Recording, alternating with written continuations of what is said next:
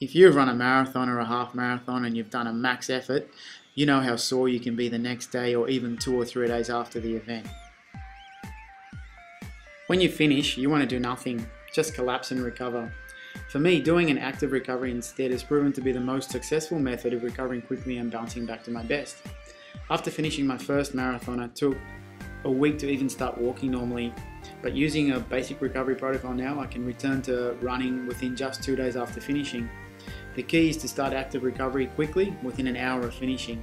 I know it sounds difficult, but for a lot of people, starting out with something as simple as supported bodyweight squats in a sequence of quarter squat, half squat and full squat is really effective.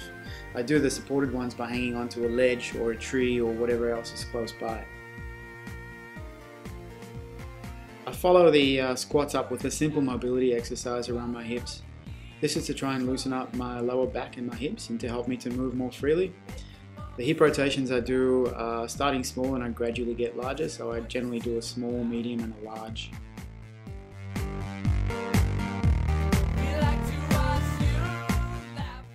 I do static stretching for my lower body and my legs as a bare minimum. Generally I make sure I cover calves, hamstrings, quads, hip flexors and groin. Follow these up with another really deep bodyweight squat. These stretches are really simple and most people already know them. It's really important though to stretch, especially after running, because during the run your joints move only through a short range and they do it continuously, so you need to take them beyond this range during your recovery.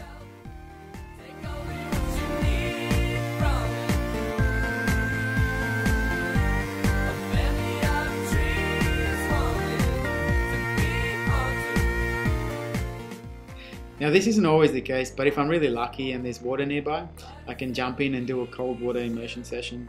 This helps to keep inflammation from those overuse injuries to a minimum.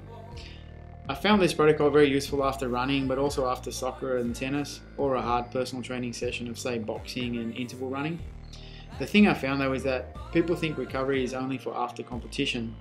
The truth is, if you do it after your training, you'll benefit even more.